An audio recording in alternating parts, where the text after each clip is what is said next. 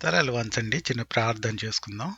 దయామయుడైన తండ్రి, ఈ సాయంత్ర సమయమందు మీ పరిశుద్ధమైనటువంటి సన్నిధిలోనికి మేము వచ్చినప్పుడు ప్రభువా, నీ వాక్యమును కొద్దిగా ధ్యానించవలనని, నీ సేవకుడైనటువంటి సొలొమోను యొక్క జీవితం నుండి కొన్ని విషయములను మేము పరిశీలించి అర్థం చేసుకొనవలనని, దాని నుండి మీ యొక్క పాఠములను మేము నేర్చుకొనవలనని ప్రభువా ఆశించుచుండగా, మీరే మాకు తోడుగా నుండి మాకు కావలసిన సహాయం చేయండి.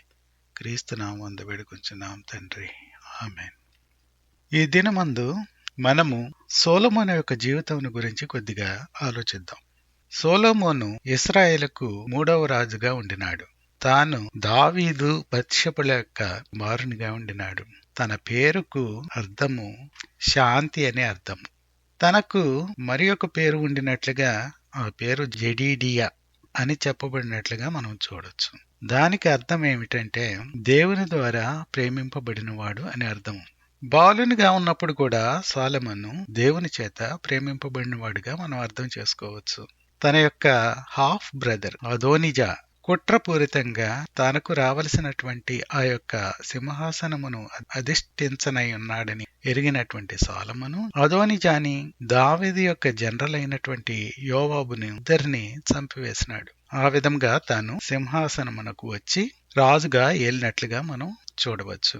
సొలొమోనుకు ఒక సమయంలో దేవుడు ప్రత్యక్షమై తనకు ఏమి కావాలి అని అడిగినప్పుడు తాను ఏమి కోరుకున్నాడంటే వివేచనా శక్తిని గ్రహించగలిగినటువంటి మనసును కోరుకుని ఉన్నాడు. దానితో బహుగా ఆనందించినటువంటి దేవుడు తన యొక్క కోరికను బట్టి తనకు అవి మాత్రమే కాకుండా రిచెస్ ను, ఆనర్ ను కూడా తనకు ఇచ్చినట్లుగా మనం చూడవచ్చు. ఇశ్రాయేలుపై తాను 40 సంవత్సరములు ఏలినట్లుగా ఆ 40 సంవత్సర కాలములో తాను మొదట్లో ఏలినప్పుడు జ్ఞానముతోనూ వివేచనతోనూ ఏలినట్లుగా, దాని వలన ఇశ్రాయేలులో శాంతి సమాధానములు ఉండినట్లుగా, మిగిలినటువంటి చుట్టుపక్కల ఉన్నటువంటి ఆ రాజ్యములతో ట్రీటీస్ ఒప్పందములు కుదుర్చుకొని సురక్షితంగా ఆ ప్రాంతమంతా ఉండినట్లుగా మనం చూడవచ్చు.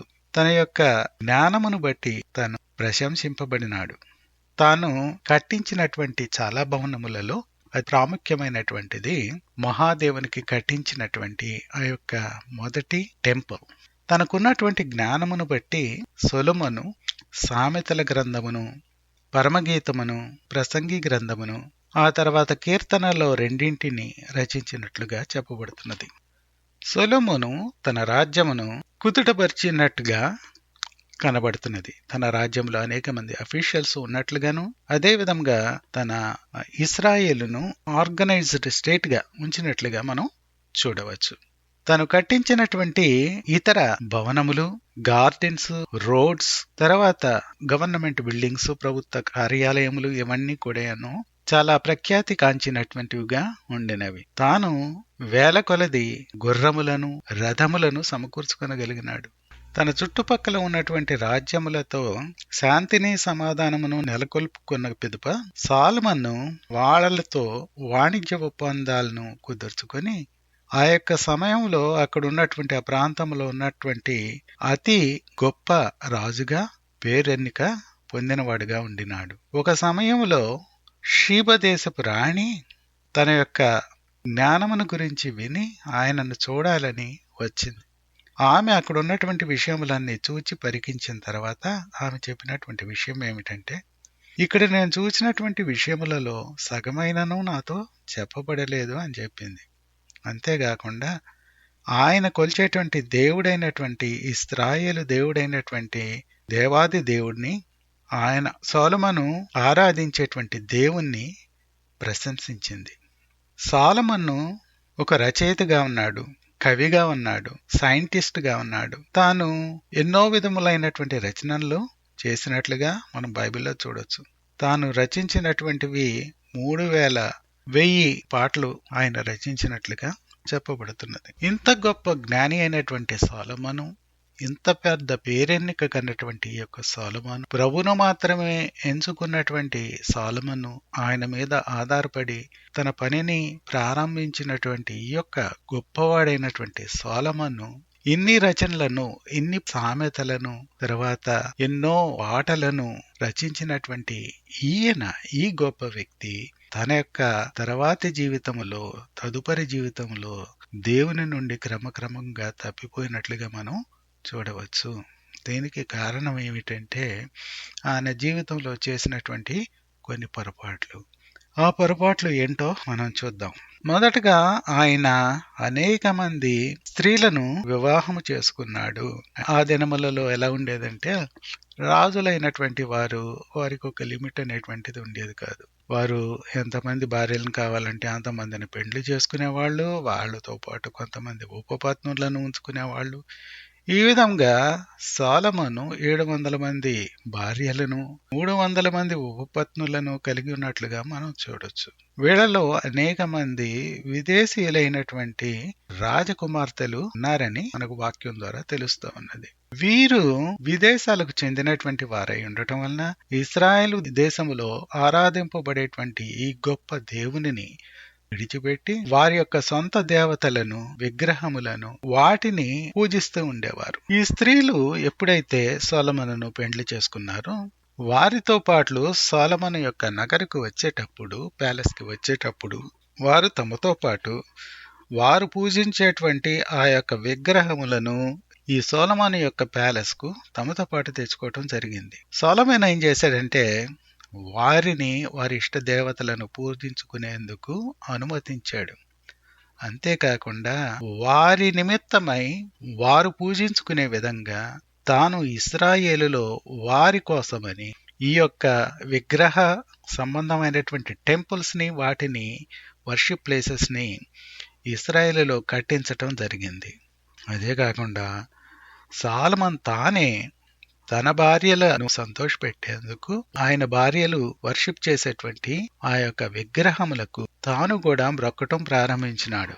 అంటే తాను ఒక ప్రక్కన దేవాది దేవునికి మ్రొక్కుతూనే మరో ప్రక్క విగ్రహాలకు, అంటే తన భార్యలు ఆరాధించేటువంటి ఆ విగ్రహములకు సహా మ్రొక్కటం అనేటువంటిది మనం జరిగినట్లుగా చూడవచ్చు. తర్వాత సొలొమోను చేసినటువంటి మరొక తప్పిదం ఏమిటంటే ట్యాక్స్ ని విపరీతంగా పెంచాడు. ఎందుకు పెంచాడంటే రెవెన్యూ కోసం అని చెప్పి పెంచవలసి వచ్చింది. తాను తన యొక్క రాయల్ కోర్టును, దానిలో ఉన్నటువంటి ఆ మహిమను, తాను కోరుకునేటువంటి ఆ యొక్క లగ్జరీని, దానికి సంబంధించినట్టుగా రెవెన్యూ రాబట్టుకునేందుకు తాను ఏం చేశాడంటే ఈ యొక్క ట్యాక్స్ అనేటువంటిది, పన్ను అనేటువంటిది పెంచటం జరిగింది. తాను నివాసం ఉండే నిమిత్తము ఎంతో గొప్ప ప్యాలెస్ ను తాను నిర్మించుకొనటం ద్వారా తాను కింగ్డమ్ కు సంబంధించినటువంటి, రాజ్యమునకు సంబంధించినటువంటి డబ్బును మిస్యూజ్ చేయటం జరిగింది. తాను చేసినటువంటి మరి ఒక తప్పిదం ఏమిటంటే ఫోర్స్డ్ లేబర్ ని ఉపయోగించుకోవటం జరిగింది. అంటే బలవంతంగా ప్రజలను మెడవంచి పని చేయించటం అనేటువంటిది, ఫోర్స్ చేసి వారికి అరకొర చెల్లించి పని చేయించటం ద్వారా ఏం జరిగిందంటే దేవుడిచ్చినటువంటి ఆ యొక్క నిబంధనను తాను మీరటం జరిగింది. తర్వాత తాను చేసినటువంటి అప్పును పూడ్చుకునే నిమిత్తమై, దానికి తిరిగి చెల్లించే నిమిత్తమై ఇశ్రాయేలు యొక్క భూభాగమును కొంత తూరు యొక్క రాజైనటువంటి కింగ్ హీరాంకు తాను చెల్లించాడు. అది గాడ్ గివెన్ ప్రాపర్టీ అయితే దానిని తాను పర్సనల్ ప్రాపర్టీ లాగా ట్రీట్ చేస్తూ కొంత భూభాగమును తూరు యొక్క కింగ్ అయినటువంటి హీరాంకు ఇవ్వటం అనేటువంటిది జరిగింది. చుట్టుపక్కల ఉన్నటువంటి కొన్ని రాజ్యములతో దేవుని యొక్క నిబంధనకు వ్యతిరేకంగా కొన్ని ట్రీటీస్ను, ఒప్పందాల్ని చేసుకోవటం తను జరిగింది.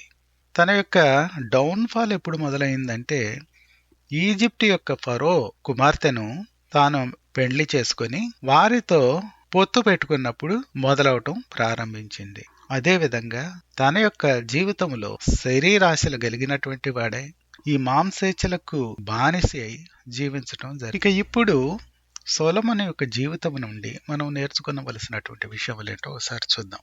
సొలొమోను నుండి మనం చాలా విషయాల్ని నేర్చుకోవలసి ఉన్నది. మొదటగా తాను లోబడినప్పుడు తాను ఒక విధంగా ప్రవర్తించినాడు. తాను ఎప్పుడైతే దేవుని యొక్క చిత్తము నుండి దూరంగా వెళ్ళిపోయినాడో, దేవుని సంతోషపరచటానికి బదులుగా తన భార్యలు నమ్ముకునేటువంటి దేవతలను సంతోషపరచటానికి తాను ప్రయత్నించినాడో, క్రమక్రమంగా తాను దేవుని మార్గం నుండి తొలగిపోయి వెనుకవాడైపోయి అన్ని రకములైనటువంటి ఇహ సంబంధమైనటువంటి నష్టాలకు కూడా గురయ్యి తాను గురవటం మాత్రమే కాకుండా ఇశ్రాయేలు ప్రజలను సహితము వాటికి గురి చేయటం జరిగింది. తర్వాత రెండవదిగా, మన జీవితంలో ఎప్పుడైతే దేవుని స్థానంలోనికి పేరు ప్రతిష్టలను, మన యొక్క సొంత వాటిని, ఇహ సంబంధమైనటువంటి వాటిని ఆరాధించటానికి పూనుకుంటామో, వాటికి ప్రత్యేక స్థానము అంటే దేవునికి ఇచ్చేటువంటి స్థానాన్ని వాటికి ఇవ్వటం ప్రారంభిస్తాము, మన యొక్క అంతమునకు ప్రారంభము మొదలైనదని మనం గమనించుకొనవచ్చు. ఇక తర్వాత వివాహ విషయంలో అతి జాగ్రత్తగా మనము ఉండాలని చెప్పి, వివాహ నిర్ణయములో అత్యంత జాగ్రత్తతో ప్రార్థించి ప్రార్థనాపూర్వకంగా నిర్ణయం తీసుకోవాలని ఈ సొలొమోను యొక్క ఉదంతం ద్వారా మనం తెలుసుకొనవచ్చు. దేవునికి మాత్రమే మన జీవితంలో మొట్టమొదటి ప్రేమను ఇవ్వవలనని, ఆ స్థానంలో మరి దేనిని మనం ఉంచకూడదని మనం తెలుసుకొనాలి. కొద్ది మాత్రమే బుద్ధిహీనత కదా, ఈ కొంత బుద్ధిహీనతతో నేను ఏమవుతాను, నా యొక్క విశ్వాస జీవితం పెద్దగా మార్పు ఉండకపోవచ్చు అని ప్రారంభించినటువంటి ఆ యొక్క కొద్ది బుద్ధిహీనత మనను చివరి వరకును బుద్ధిహీనతలోనికి నింపివేయగలదు. అంటే దాని అర్థం ఏంటంటే, మనల్ని పూర్తిగా బుద్ధిహీనులుగా చేసి చేతిలో చిల్లిగవ్వలేకుండా చేయగలిగినటువంటి ఆ యొక్క కెపాసిటీ ఈ కొద్ది బుద్ధిహీనతతో ప్రారంభమవుతుంది.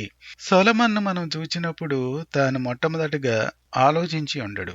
ఏమని అంటే, ఈ యొక్క అందమైనటువంటి రాజకుమార్తెలను నేను వివాహం చేసుకుంటున్నాను, వీరికి కావలసిన విధంగా కొద్ది సంతోషమును వారికి కలిగించే అందుకు నా యొక్క దేవునితో పాటు వారి దేవతలకు కూడా బలిపీఠములను నేను కడుతున్నాను అని అనుకున్నాడు. అదే విధంగా కొనసాగాడు. కాబట్టి కొద్దితో ప్రారంభమైనటువంటి ఆ యొక్క బుద్ధిహీనత ఎలాగైపోయిందంటే చివరికి తన యొక్క రాజ్యమును హీనదశకు తీసుకుపోవటానికి కారణమైనది. మనము మన జీవితంలో చేసేటువంటి కొద్ది బుద్ధిహీనతతో ప్రారంభించినటువంటి ఏ పని అయినప్పటికీ అది క్రమక్రమంగా పెరిగి మనలను ఏ విధమైనటువంటి పరిస్థితికైనా హీనదశకైనా తీసుకుని వెళ్ళగలదు. ఇంకొక విషయం మనం గమనించాల్సింది ఏంటంటే, అతను చాలా జ్ఞానం కలిగినటువంటి వాడు. ప్రపంచంలో అతని జ్ఞానం కలిగినటువంటి మరొక వ్యక్తి లేడు. దేవుని నుండే తాను నేరుగా జ్ఞానమును అడిగి పొందినటువంటి వాడు. అలాంటి వాడు చివరకు జ్ఞానమును విడిచి అజ్ఞానిగా మారిపోవటం అనేటువంటిది మనం చూసినప్పుడు, ఎంత జ్ఞాని అయినా సరే కొంచెము బుద్ధిహీనతతో ప్రారంభించి అజ్ఞానిగా ఏ సమయంలోనైనా మారిపోగలడు అని మనం నేర్చుకోవాల్సి ఉన్నది. ఇది మహాసొలొమోనుకే అది సాధ్యమైనప్పుడు మనం ఏ పాటి వారము అని మనలను మనం పరిశోధించుకుంటూ జాగ్రత్తగా మనము మన యొక్క జీవితములను గడపవలసి ఉన్నాము. ఒక వ్యక్తి యొక్క విశ్వాస జీవితమును ప్రారంభించినప్పుడు మనము బాగా సాగుతాము. మన యొక్క విశ్వాస జీవితంలో అదే విధంగా కొనసాగగలుగుతాము. చాలా బలంగా దానిని కొనసాగించి అదే విధంగా ఫినిష్ చేయగలుగుతామని మనం అనుకోవచ్చు. ప్రారంభం అనేటువంటిది ముఖ్యమైనటువంటిది కాదు, దాని కొనసాగింపు, దాని యొక్క ముగింపు అనేటువంటివి చాలా చాలా ప్రాముఖ్యమైనటువంటివి. ఈ జ్ఞాని అయినటువంటి వాడే బుద్ధిహీనంగా ప్రవర్తించి సరిగా కొనసాగించలేనప్పుడు కొనసాగింపులో ఎంత దూరంగానైనా మనం దేవుని యొక్క మార్గం నుండి తప్పిపోగలము. ఇది అనేకుల విషయంలో జరిగినట్లుగా మనం చూడొచ్చు బైబిల్లో. అదేవిధంగా అనేక మంది విశ్వాసుల జీవితంలో కూడా ఇది జరిగినట్లుగా మనం గమనించవచ్చు. దేవుని యొక్క భయం గనుక మన హృదయంలో నుండి గనుక తప్పిపోయినట్లయితే మనల్ని పెడబాట నుండి తప్పించగలిగినది మరి ఏదీ ఉండదు. దేవుని యొక్క భయం అనేటువంటిది జ్ఞానమునకు మూలమైనటువంటిది. దానిని అడిగి పొందినటువంటి వాడు సొలొమోను. అదే సొలొమోను దేవుని యొక్క బాట నుండి తొలగిపోయినటువంటి వారిలో ప్రముఖుడైనటువంటి వాడిగా కూడా ఉన్నాడు. కాబట్టి ఈ విషయం కూడా మనం గుర్తు చేసుకోవాలి. తర్వాత విషయం ఏంటంటే, ఇతరులకు నువ్వు బోధించినప్పుడు నువ్వు తప్పిపోవు అని అనుకొని చాలాసార్లు బోధించేస్తూ ఉంటాం. ఎందుకంటే మనం ఇతరులకు బోధించినప్పుడు మనం దాని ప్రకారము నిలిచి ఉండటం అనేటువంటిది చాలా చాలా ముఖ్యమైనటువంటి విషయము. అనేకులు బోధించినటువంటి వారు, పాస్టర్స్ అయినటువంటి వాళ్ళు పెద్దవారైనటువంటి వాళ్ళు, ప్రముఖులైనటువంటి వారు తమ యొక్క మార్గము నుండి తప్పిపోయినటువంటి సందర్భములు ఎన్నో ఉన్నవి. ఎంతో మంది ఉన్నారు. కాబట్టి మనం ఎల్లప్పుడూ భయమును వణుకును మనకు హృదయంలో కలిగి జీవించినట్లయితేనే మనం దేవునిలో కొనసాగగలుగుతాము. సొలొమోను యొక్క బ్రతుకును మనం గమనించినప్పుడు మొదట్లో తాను దేవుని చేత ప్రేరేపించబడిన వాడిగా ఉండినాడు. తను దేవుని చేత ప్రేమింపబడినటువంటి వాడిగా ఉండినాడు. అదే సొలొమోను చివరికి వచ్చేటప్పటికి దేవునిని విసర్జించి దేవుని నుండి దూరమైపోయినటువంటి వాడిగా ఉండినాడు. తాను దేవుని యొక్క టెంపుల్ను తానే కట్టించి దానిని డెడికేట్ చేసినటువంటి వాడు. అదే సొలొమోను చివరి దినములలో తన భార్యల నిమిత్తమై ఇతర దేవతలకు వాటికి బలిపీఠములను కట్టి వాటిని సహా పూజించినటువంటి వాడుగా మిగిలిపోయినాడు. తాను దేవుడు ఏది కావాలని కోరుకున్నప్పుడు ఏదైనానో తను కోరుకోవచ్చు. కానీ తను కోరుకున్నటువంటిది ఆ సమయంలో దేవుని యొక్క జ్ఞానం కొరకు కోరుకున్నాడు. ఎందుకు కోరుకున్నాడంటే తన ప్రజలను నీతి న్యాయములతో పరిపాలించేలాగా తాను దేవుని యందు భయభక్తులు కలిగిన వాడే జ్ఞానమును కోరుకున్నటువంటి ఆ యొక్క సొలొమోనే చివరికి ఆ జ్ఞానమును కోల్పోయి విలాసాలకిను తన భార్యలను సంతోషపెట్టు నిమిత్తమై ఇతర దేవతలకు బలిపీఠములు కట్టేవాడుగాను ఆ ఇతర దేవతలను ఆరాధించేటువంటి వాడుగా సహితము అయిపోయినటువంటి వాడు. తన జీవితంలో ఆ యొక్క మాంసేచ్ఛలను జయించలేనటువంటి స్థితిలో ఉండి అనేక మంది స్త్రీలను పెండ్లి చేసుకొని వారిని బట్టి తను దేవుని నుండి దూరంగా వెళ్ళిపోతున్నప్పటికీ దానిని గమనించుకోలేనటువంటి వ్యక్తిగా తాను ఉండినాడు. అదేవిధంగా మొదటగా దేవునికి భయపడుచు తన యొక్క పరిపాలనను ప్రారంభించినటువంటి వాడు చివరికి మెటీరియలిస్టిక్గా ఈ లోక సంబంధమైనటువంటి వ్యక్తిగా తాను మారిపోగలిగినాడు. తాను దేవునిని వెతుకుచు దేవునిలో నిలిచి ఉండవలనని కోరుకున్నటువంటి ఆ కోరిక చివరికి దేవుని నుండి తొలగిపోయి ఇహలోక సంబంధమైనటువంటి వరల్డ్లీ ప్లెజర్స్ వైపుకు తిరిగిపోయినట్లుగా మనం గమనించవచ్చు. సొలొమోను లాంటి వాడే తప్పిపోయినట్లయితే మనము ఏ పాటి వారిమి? మనలను మనము ప్రశ్నించుకుని సొలొమోను ఏ విధంగా ఉండేవాడు, ఆ తర్వాత ఏ విధంగా మారిపోయినాడు, ఎందువలన అలా మారిపోయినాడు, ఈ విషయములను మనం జాగ్రత్తగా చూచి గమనించి వాటి నుండి మనం నేర్చుకునవలసినటువంటి పాఠములు ఎన్నో ఉన్నవి. దేవుడు మనకు ఆ విధమైనటువంటి సహాయము చేయునుగాక. చిన్న ప్రార్థన చేసుకుందామండి. దయమేడువైన ప్రభువా, సొలొమోను యొక్క జీవితం నుండి మేము నేర్చుకోవలసినటువంటి పాఠములు ఎన్నో ఉన్నవి తండ్రి. మేము ఏ దినమునను నాయన గర్వించినటువంటి వారమై నాయన మేము ప్రారంభించిన దినముననే ఉన్నట్లుగా చివరి వరకును కొనసాగగలమని బుద్ధిహీనంగా మేము తలంచుకొనకుండానట్లుగా సహాయం చేయండి. మేము భయముతోనూ వణుకుతోనూ మీ యొక్క సన్నిధిలో ఎల్లప్పుడూ మోకరించే వారంగాను నీకు మా జీవితంలో ఇవ్వవలసినటువంటి ఆ ప్రథమ స్థానమును ఇస్తేనే తప్ప మేము ఎన్నడూ నీలో నిలిచి ఉండలేము అని మేము గ్రహించుకునేలాగున మాకు సహాయం చేయండి. అన్ని విషయములోనూ ప్రభా మీ తోడును నడిపింపును మాకు దయచేయండి. క్రీస్తు నామమున వేడుకొంచున్నాం తండ్రి, ఆమేన్.